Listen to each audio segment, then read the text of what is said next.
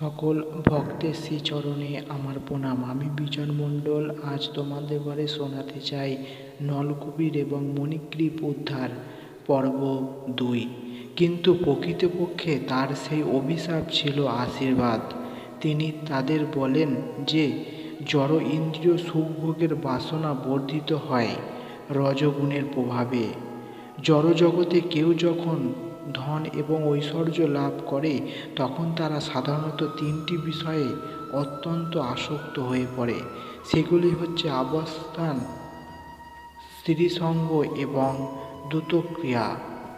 জড়জগতের বন্ধনে আবদ্ধ মানুষ যখন ঐশ্বর্য লাভ করে তখন ধনমদে মত্ত হয়ে তারা এত নির্দয় হয় যে কেবল ইন্দ্রিয় উপভোগ বা চিত্ত নিবেদনের জন্য তারা কসাইখানা খুলে অসংখ্য পশু হত্যা করে। তার মনে করে যে তাদের কোনোদিনও মৃত্যু হবে না।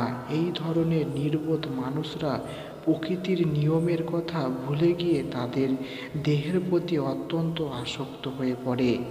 তারা ভুলে যায় যে তারা যতই উন্নত হোক না কেন, এমনকি তারা যদি স্বর্গের দেবতাও হয়, তবুও তাদের জড়দেহ এক সময় ভস্মে পরিণত হবে এবং জীবিত অস্তিত্ব বাহ্যিক অবস্থা যেই রকম হোক না কেন, প্রকৃতপক্ষে জড়দেহ